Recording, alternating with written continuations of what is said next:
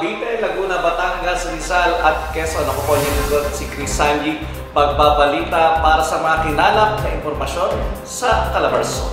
Narito ang mga tinutukan namin balita sa linggong ito. Kaso ng pertusis sa Calabarzon, 382 na. Groundbreaking ceremony para sa bagong pasyalan na Eco Wonder Park sa Calamba, pinasinayaan na. J. Castle sa Tanawan, nakahawig ng Disneyland, bukas na sa publiko. Voters registration, tuloy-tuloy na sa buong bansa. E-bikes, ipinamamahagi na sa mga drug-cleared barangay sa Cavite City. Sanggol sa Cavite, patay sa heatstroke. Bagyo, maaaring pumasok sa Pilipinas ngayong Mayo. Quarry operation sa Sariaya, ipinatitigil. Isang lalaki patay sa Antipolo City, hinihilalang biktima ng hold-up at carnapping. SM largest solar system binuksan na sa SM City Santa Rosa.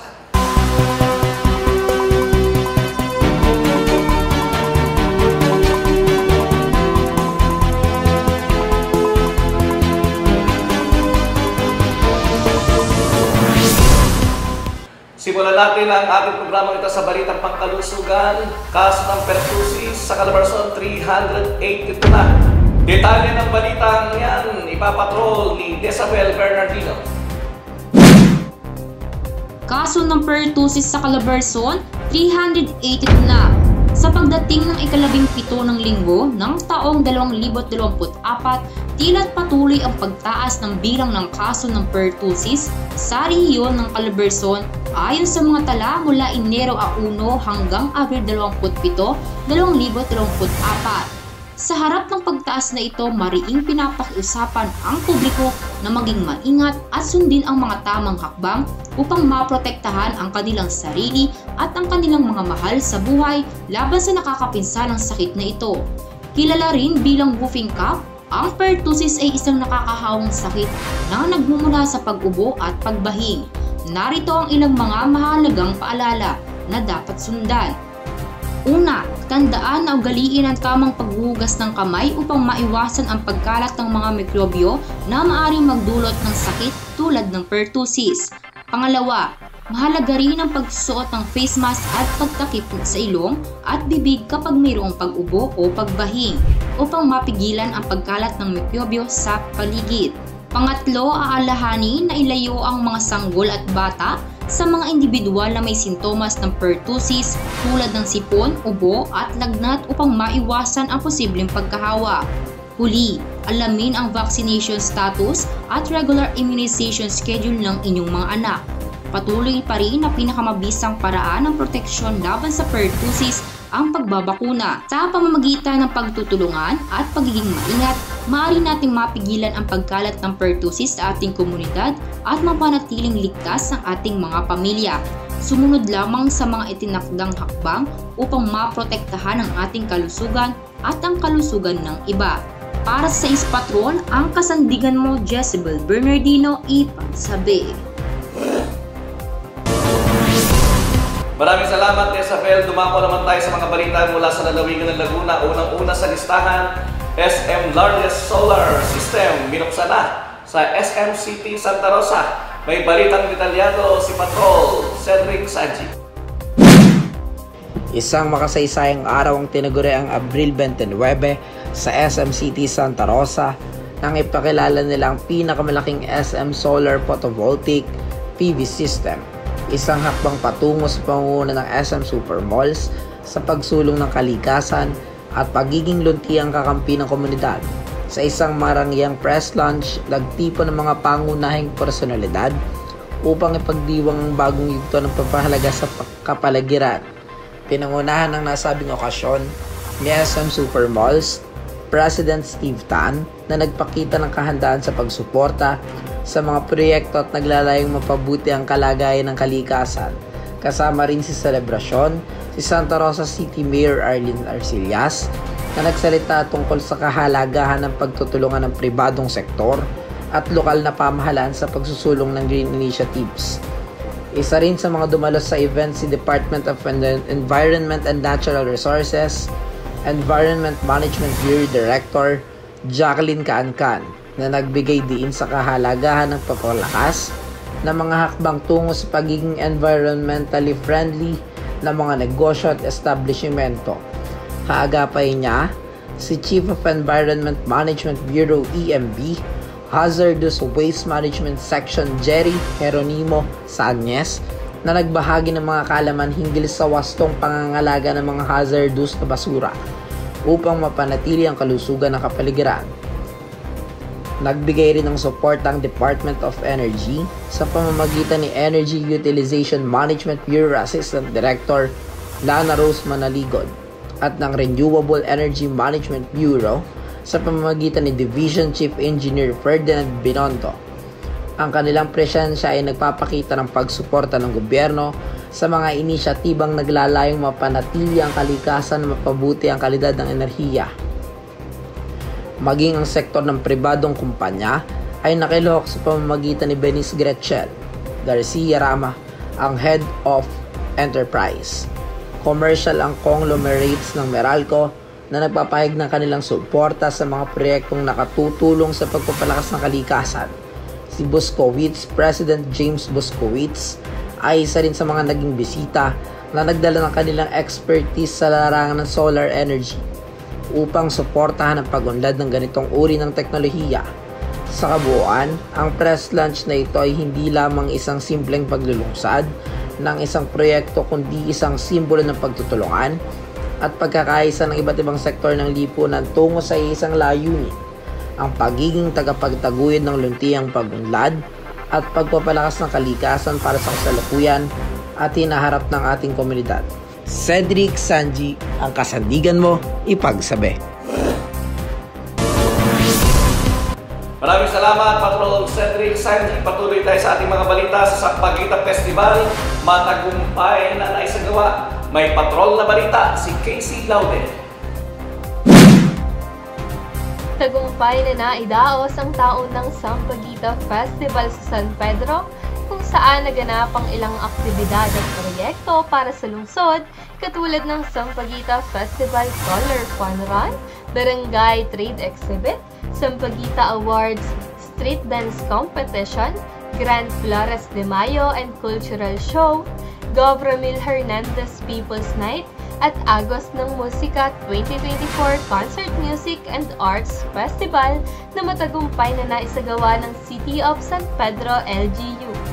Highlights naman ng event ang Sampaguita Festival Grand Float Parade na pinagwagian ng mga Barangay Nueva sa ika-4 na pwesto, Barangay Santo Niño sa ika-3 pwesto, Archie's Events Place sa ika-2 pwesto, Barangay Landayan sa unang pwesto at Barangay San Roque na itinanghal namang grand winner.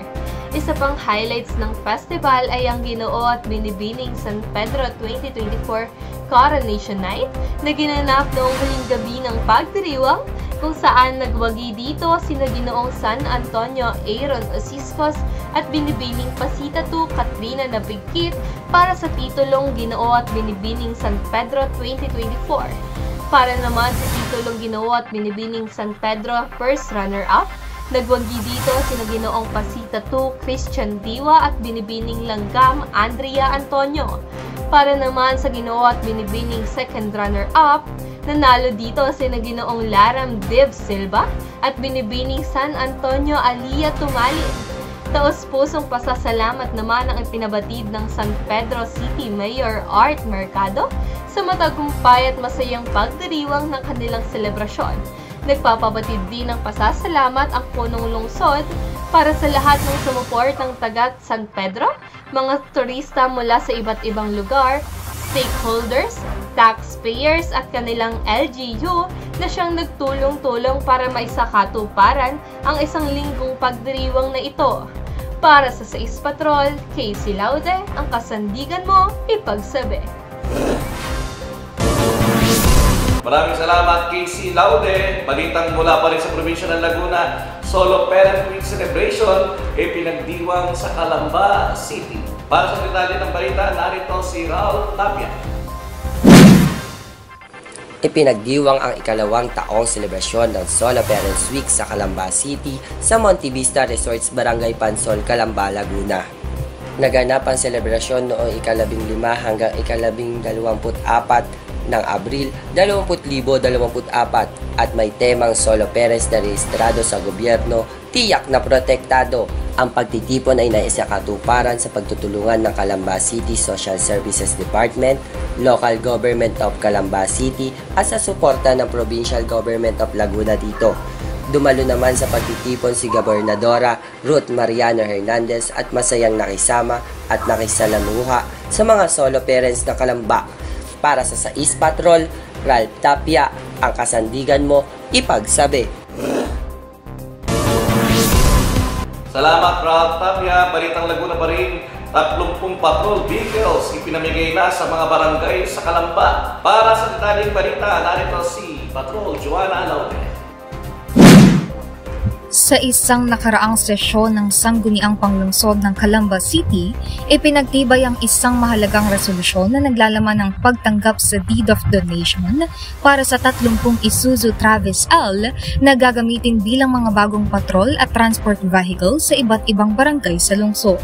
Sa pamumuno ni Vice Mayor Angelito Toti Lazaro Jr., ang nasabing resolusyon ay formal na tinanggap bilang bahagi ng pagtitiyak ng pamahalaang lokal sa pagpapalakas ng seguridad at serbisyo sa komunidad. Kasabay nito, nagpatuloy din ang pamumuno ni Mayor Roseler H. Rizal sa paghahanda para sa pamamahagi ng nabanggit na mga sasakyan sa mga napiling barangay. Layo nito na mapalakas ang pagbabantay at paglilingkod sa mga residente ng Calamba City.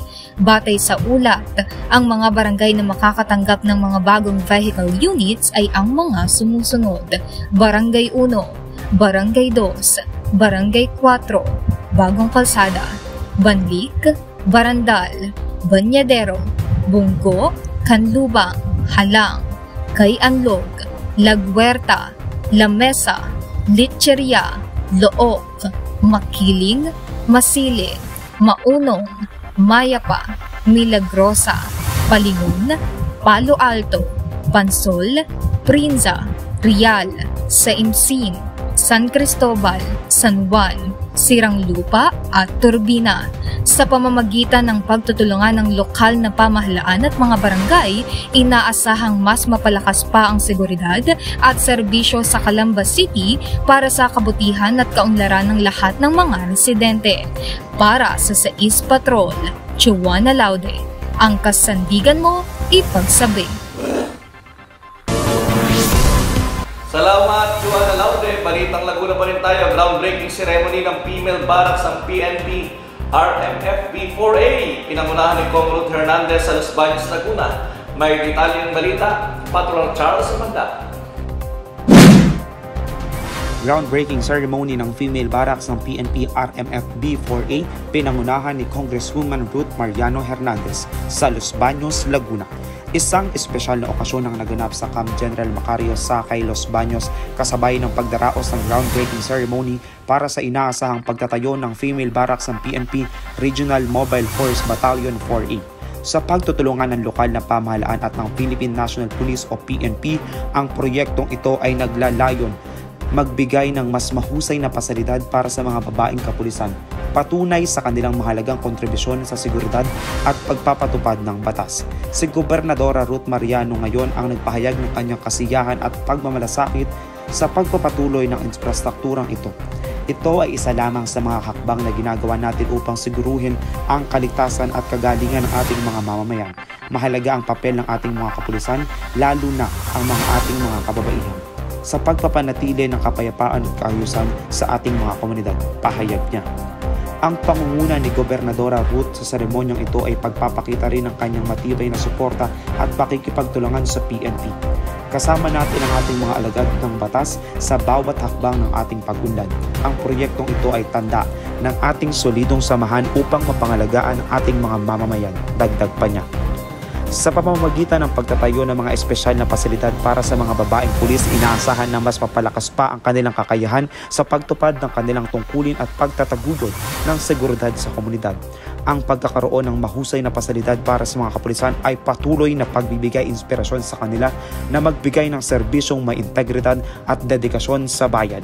Bilang pagkilala sa kanilang sakripisyo at dedikasyon, patuloy ang pagpapakita ng suporta at pagpapahalaga sa mga miyembro ng PNP, lalo na sa mga kababaihan mula sa lokal na pamahalaan. Ang groundbreaking ceremony na ito ay hindi lamang isang pagtitipon, ngunit patunay rin ng patuloy na pagsuporta ng pamahalaang lokal sa kanilang mga alagad ng batas. Para sa 6 Patrol, Charles Sumandap, Ipagsabi. Maraming salamat, Charles. Pagpapatuloy pa rin natin ang mga balita sa lalawigan ng Laguna. Groundbreaking ceremony para sa bagong pasyalan ng Eco Wonder Park sa Calamba. Pinasinayaan na. May detaling balita, Jenica Moncayo. Sa pamumuno ng mahal na Mayor Ross Rizal, ipinakilala ng lungsod ng Calamba, Laguna ang kanilang malalim na adhikain para sa proyektong Eco Wonder Park sa isang nakabibiglang groundbreaking ceremony. Layo nitong higit pang mapaunlad ang Calamba City, palawakin ang dami ng mga turistang bumibisita at mas malakasin ang lokal na ekonomiya. Ang Eco Wonder Park ay hindi lamang isang simpleng atraksyon, kundi isang ambisyosong hakbang tungo sa pangangalaga ng kalikasan at pagpapaunlad ng turismo. Sa pagpapatayo ng mga bagong negosyo, ipinapakita ng lungsod ang kanilang matibay na pamumuno at pagtitiwala ng mamamayan. Sa pangunguna ng butihing mayor ng Calamba, itinuturing na tagumpay ang nasabing groundbreaking ceremony. Ayon sa kanya, ngayong araw, kasama natin ang mga tagalungsod sa paglulunsad ng Eco Wonder Park. Hindi lamang ito isang proyektong pang-turismo, kundi isang hakbang patungo sa pangangalaga ng kalikasan at pagpapalakas ng ating ekonomiya. Ito ay patunay ng ating matibay na pamumuno at dedikasyon sa kapakanan ng bawat mamamayan. Ang pagpapatupad ng nasabing proyekto ay nagpapakita ng resolusyon at pagtitiwala ng lokal na pamahalaan sa hinaharap ng kanilang lungsod. Para sa 6 Patrol, Jenica Moncayo, ang kasandigan mo, ipagsabi. Maraming salamat, Jenica. Balitang pampalakasan naman tayo, 600 Taekwondo athletes kalahok sa Governor's Cup 9th Laguna Taekwondo Championship. Detalye ng balita, Patrol Yesha Bautista. Nagkabuklod na humigit kumulang 600 manlalaro ng taekwondo mula sa Laguna, Timog Luzon at NCR upang lumahok sa 8th Laguna Taekwondo Championship ng Governor Ramil Hernandez Cup sa Laguna Sports Complex sa Santa Cruz nitong Abril 27, 2024. Papuri para sa Provincial Sports and Games Development Office sa pangunguna ni OIC Ginoong Mario Tobias sa pakikipagtulungan sa Laguna Taekwondo Management Committee para sa matagumpay na torneo na idinaos sa lalawigan. Ang taunang kompetisyon ay nagbibigay daan sa mga atleta ng Laguna para sa mas malalaki oportunidad sa pambansang antas ng kompetisyon. Ang nasabing torneo naman ay dinaluhan ni Laguna Governor Ramil Hernandez na siyang pasimulo sa pagkakaroon ng ganitong patimpalak na may layuning mas kumaling at humusay sa larangan ng taekwondo. Para sa 6 Patrol, ako si Yesha Lavinia Bautista, ang kasandigan mo, ipagsabi. Maraming salamat, Patrol Yesha Bautista. Tumungo naman tayo sa lalawigan ng Batangas. Grass fire sumiklab sa Bulkang Taal. Detaling balita, Patrol Desabel Bernardino. Grass fire sumiklab sa Bulkang Taal. Naitala ng Philippine Institute of Volcanology and Seismology or PHIVOLCS ang isang insidente ng grass fire sa Bulkang Taal noong Huwebes, ika-2 ng Mayo. Mula alas 6 ng gabi hanggang alas 11 ng gabi. Sa mga ulat, nasaksihan ang pagsiklab ng apoy sa kanang bahagi ng isla ng Bulkang Taal. Subalit hanggang sa ngayon, walang opisyal na paglilinaw hinggil sa pinagmulan ng naturang sunog. Sa pahayag ng PHIVOLCS, ipinunto nila na ang ganitong uri ng pangyayari ay hindi rito sa lugar na karaniwang nagaganap. Bukod dito, nagbabala rin ang ahensya sa mga residente na maging maingat at maging handa sa posibleng panganib na dulot ng mga ganitong insidente sa paligid ng Bulkang Taal. Para sa 6 Patrol, ang kasandigan mo, Jezebel Bernardino, ipagsabi. Maraming salamat, Jezebel Bernardino. Tuloy-tuloy tayo sa balita sa Batangas. J. Castle sa Tanawan, nakahawig ng Disneyland, nagbukas na sa publiko. May detaling balita, Prince Cedric Sanji. Inilungsad ang soft opening ng first immersive theme park sa Pilipinas, ang J. Castle Theme Park na matatagpuan sa Purok 7, Barangay Gonzales, Tanawan, Batangas. Ang nasabing atraksyon ay binuksan noong Mayo 1, taong kasalukuyan at dinagsay ito ng mga turista dahil sa itsura ng kastilyo na parang Disneyland. Dito rin sa J. Castle nagdiriwang ng kaarawan ang artistang si Daniel Padilla at kinalaunay inianunsyo niya na siya ay isa sa mga industrial partner na nasabing theme park. Bukas naman ang J. Castle mula Huwebes hanggang Linggo, mula alas 11 ng umaga hanggang alas 8 ng gabi. Maaari niyong bisitahin ang kanilang official Facebook page na J. Castles Theme Park. Para sa 6 Patrol, Cedric Sanji, ang kasandigan mo, ipagsabi. Salamat, Patrol Cedric Sanji. Balita pa rin sa Lipa naman, nakatanggap ng 3 bilyong piso kita sa operasyon para sa taong 2023. May detaling balita, ipatrol mo Casey Laude. Nakamit ng Lipa City ang isang makabuluhang tagumpay sa larangan ng pananalapi sa paglampas nito sa kabuuang halagang 3 bilyong piso sa operasyon para sa taong 2023. Ayon sa tala ng kagawaran ng pananalapi, kawanihan ng panrehiyong pamahalaang lokal, ang nasabing pagkilala ay batay sa masusing pagsusuri ng preliminaryong ulat mula sa isinumiting pahayag ng tono at gastos ng lokal na pamahalaan o LGU. Sa paglalahad ng pinagmula ng naturang kita, matatagpuan na 45% ay nagmula sa pambansang bahagi ng buwis, samantalang ang 40% ay nagreresulta sa kabuuang kita sa buwis at ang natitirang bahagi ay mula sa iba't iba pa nitong pinagkukunan. Sa pagsusuri rin sa iba't ibang lungsod sa rehiyon ng Calabarzon, ang Lipa City ay natatangi sa ika-10 na pwesto pagdating sa kita mula sa operasyon na umaabot sa kabuuang halagang mahigit 3 bilyong piso. Sa itaas ng listahan ay matatagpuan ang lungsod ng Calamba na may kabuuang halaga na mahigit 6 na bilyong piso, sinundan ng lungsod ng Santa Rosa na may humigit kumulang 5 bilyong piso, at ang lungsod ng Antipolo na mayroon ding humigit kumulang 5 bilyong piso. Pagdating sa pambansang antas na hindi kasama ang Metro Manila, ang Lipa City ay nasa ika-20 pwesto pagdating sa kita mula sa operasyon.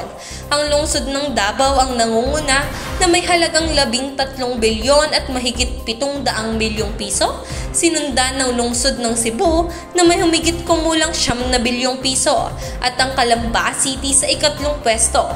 Karagdagang detalye mula sa nasabing ulat ay nagpapakita na ang kabuuang gastos ng operasyon sa Lipa City ay umabot sa 2 bilyong piso na nagre-resulta sa kita ng operasyon na umabot naman sa 1 bilyong piso. Ang patuloy na pag-unlad sa larangan ng pananalapi ay nagpapahiwatig ng matatag na pamumuno at pagiging maingat sa pagpapalakad ng pondo sa Lipa City. Para sa 6 Patrol, Casey Laude, ang kasandigan mo, ipagsabi.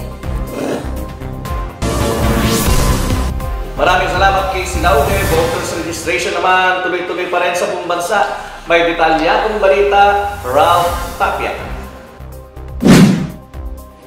Tuloy-tuloy ang registration ng mga bago't magpapalipat na botante mula edad 18 pataas sa buong bansa.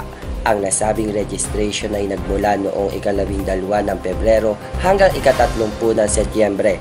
Maaaring magparehistro mula Lunes hanggang Sabado kabilang ang holidays at sa oras na ika-8 ng umaga hanggang ika-5 ng hapon.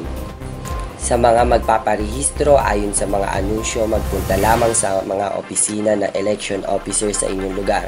Register Anyway program sites at satellites o mall registration sites sa inyong mga lugar. Alamin ang mga schedule sa Facebook page ng COMELEC sa inyong munisipyo o syudad para sa updated na listahan ng rehistruhan. Bago magparehistro, narito ang mga proseso: magdala ng valid ID, i-interviewin ng registration staff, mag-fill out ng application form, i-check ng registration officer ang inyong application form, kukunan ka ng iyong biometrics at i-issuehan ka ng acknowledgement receipt na katibayan na ikaw ay rehistrado na.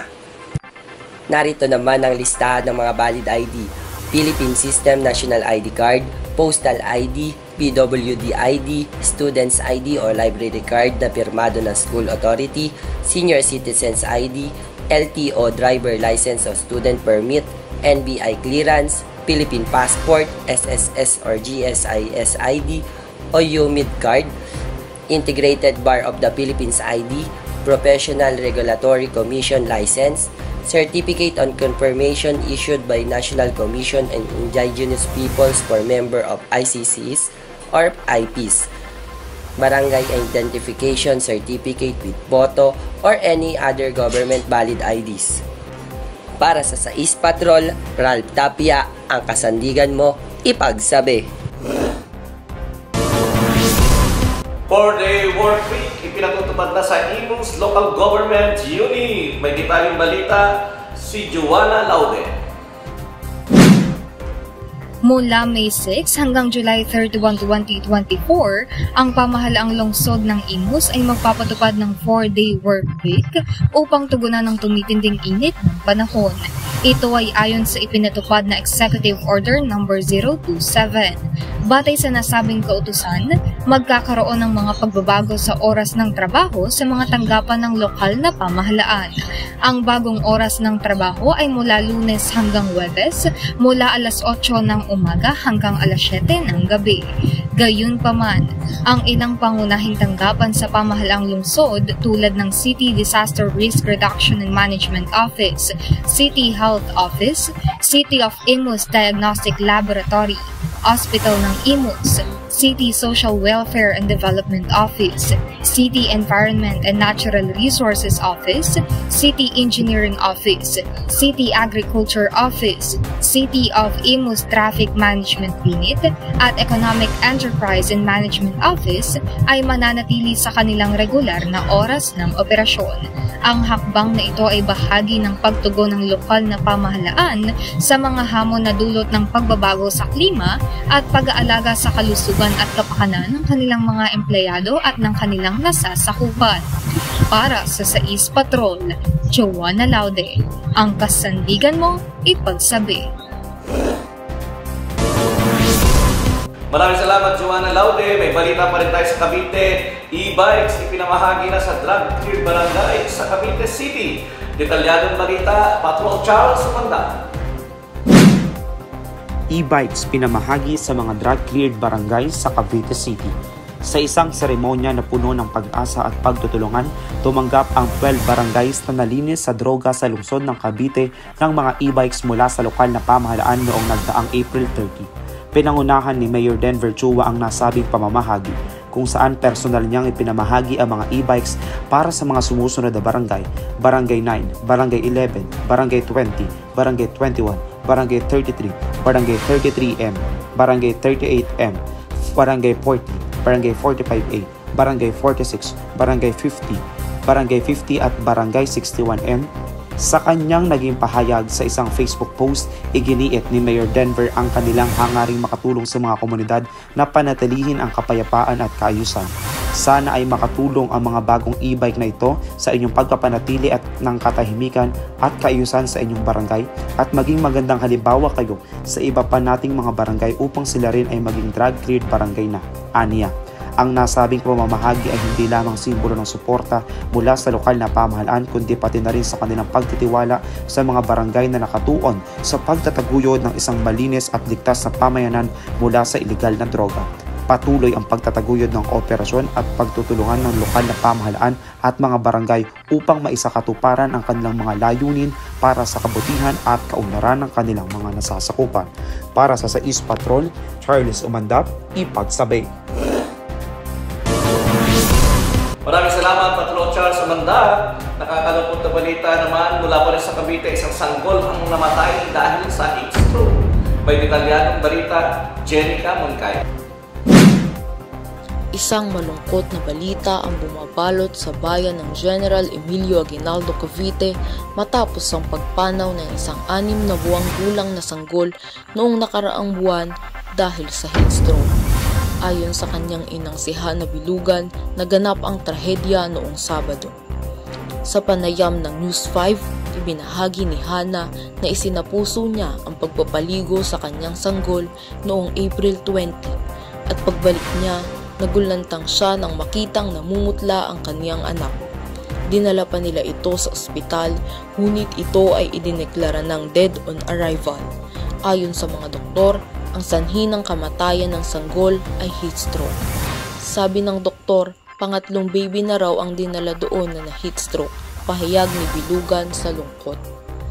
Batay sa ulat ng Department of Health, mayroong 77 kaso ng heat stroke mula January 1 hanggang April 29, kung saan ang mayorya sa mga biktima ay nasa edad 12 hanggang 21. Sa kabila ng matinding lungkot, hindi maiiwasan ang pag-alala at pangungulila ni Bilugan sa kanyang anak. Kapag tinitignan ko yung bawat sulok ng bahay, naaalala ko siya. Sobrang hirap mawalan ng anak. Wala naman siyang sakit o kahit ano. Aniya sa pagtangis. Napansin ng mga eksperto ang patuloy na pag-init ng panahon na mas lalo pang pinalala ng El Nino. Ayon sa Philippine Atmospheric, Geophysical and Astronomical Services Administration o PAGASA, tinatayang 30 na lokasyon ng makakaranas ng heat index sa ilalim ng kategoryang panganib. Sa pangangalaga sa kalusugan, ang mga eksperto ay patuloy na nagpapaalala sa publiko na maging maingat sa gitna ng matinding init. Kasama sa mga paalala ang patuloy na pag-inom ng tubig at paggamit ng sunscreen upang maprotektahan ang balat mula sa araw. Huwag ka masyadong mag-e-expose sa direktang liwanag ng araw, 10 AM hanggang 4 ng hapon. Yun ang napakainit. Babala ni Dr. Vicente Gloriani, ang opisyal sa kalusugan ng Cavite. Yung nag-aalaga, dapat i-assure na hindi nasa isang sulok lang si baby. Dapat maganda yung ventilation. Sa kabila ng mga babala, inaasahan ng PAGASA na magpapatuloy ang matinding init sa buong Mayo. Kaya't mahalagang maging handa at mag-ingat ang bawat isa. Para sa 6 Patrol, Jenica Moncayo, ang kasandigan mo, ipagsabi.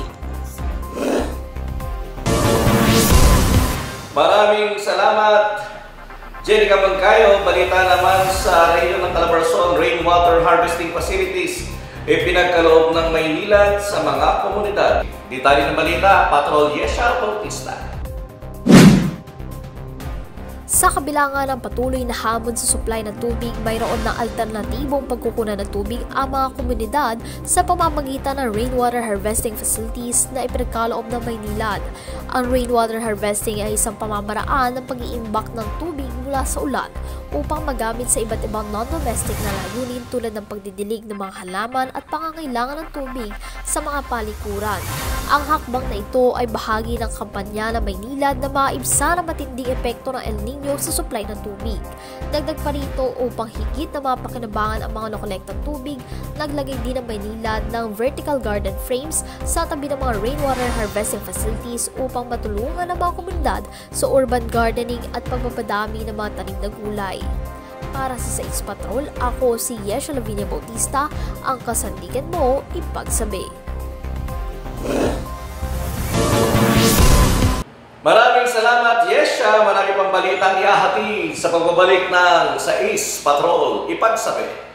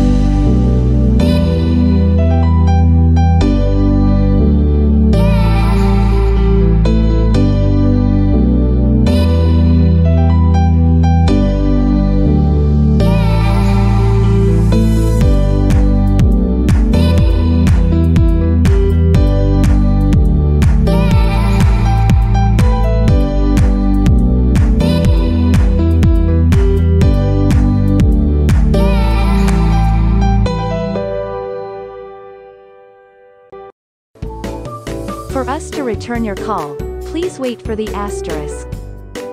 When calling our 8822 hotline, please patiently wait for the instruction to press the asterisk button before ending your call so we could get back to you.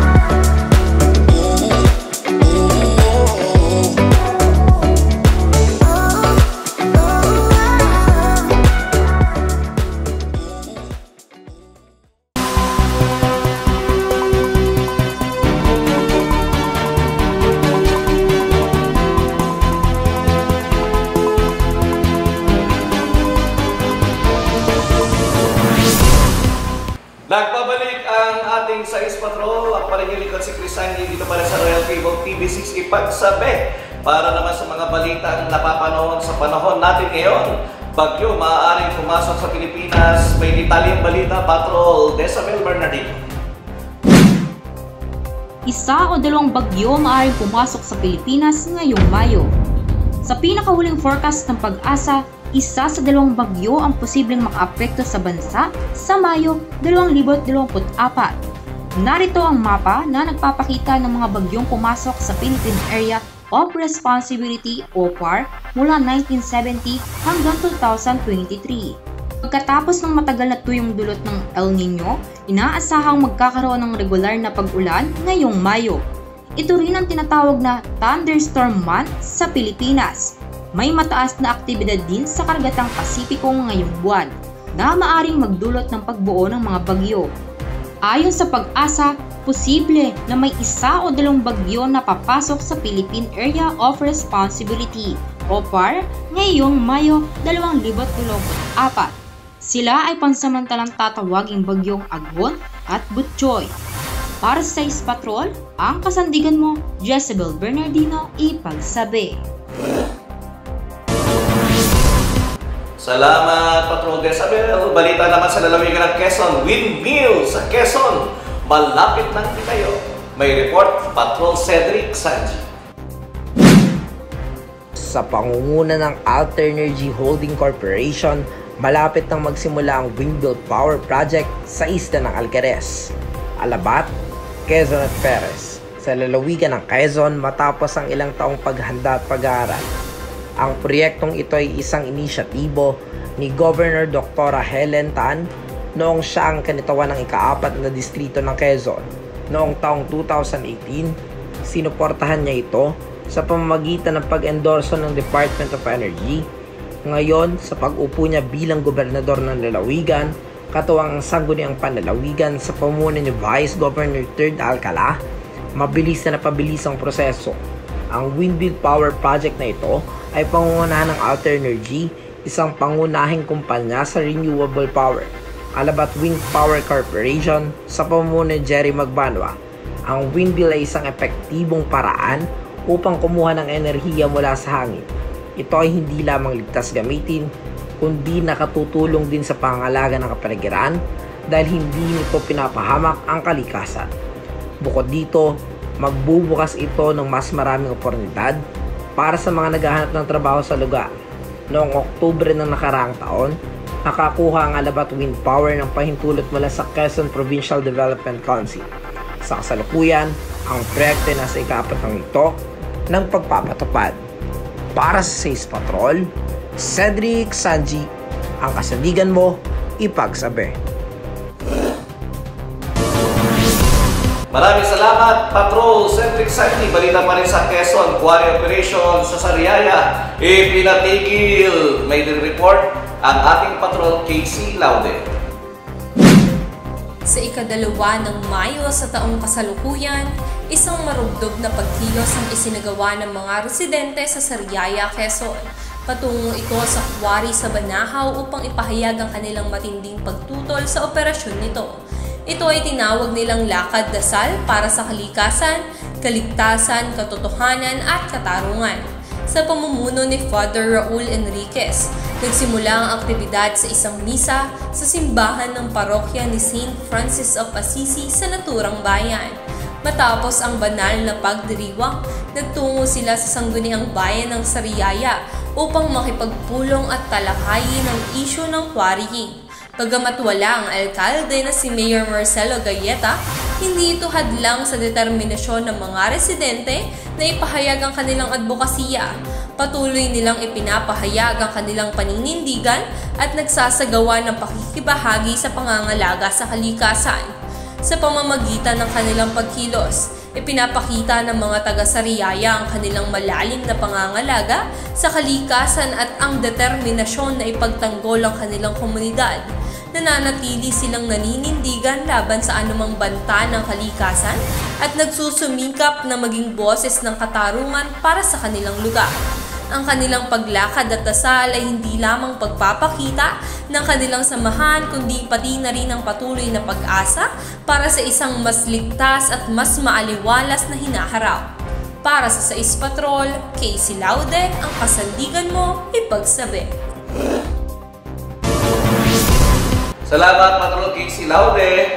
Narito pa rin mga balita sa lalawigan ng Quezon. Buntis na dolphin na tagpuang patay sa Dalahican. May report si Ralph Tapia.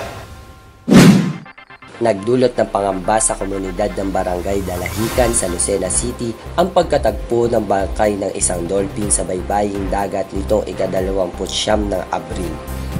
Base sa ulat, isang mangingisda ang nagpahayag ng pagkabahala nang matagpuan niya ang patay na dolphin sa sitio Dulong, Buhangin. Agad niyang iniulat ang insidente sa City Agriculture Office upang agarang maisagawa ang kinakailangang hakbang. Ang nasabing dolphin na may timbang na higit kumulang 50 kilo ay may habang 2 metro at 13 pulgada. Dagdag pang impormasyon mula sa otoridad, natuklasan din na meron itong petus sa sinapupunan. Matapos ang pag-aaral ng mga eksperto, hanggang sa ngayon ay hindi pa malinaw kung ano ang sanhi ng kamatayan ng dolphin at kung ano ang epekto nito sa kalikasan. Subalit, patuloy ang pagsisiyasat upang matukoy ang pinagmulan ng trahedya at magbigay ng karampatang aksyon ang mga kinakailangang hakbang para sa pangangalaga ng kalikasan sa lugar. Para sa Sais Patrol, Ralph Tapia, ang kasandigan mo, ipagsabi. Maraming salamat, Ralph Tapia. Dumako naman tayo sa pagdiriwang ng Pahiyas Festival. May report si Joanna Laude. Nagsimula na ang taunang pagdiriwang ng Pahiyas Festival sa Lucban, Quezon na nangyari noong May 9, 2024, kung saan naganap ang mutya ng Lucban at pagbubukas ng Pahiyas Art Fair.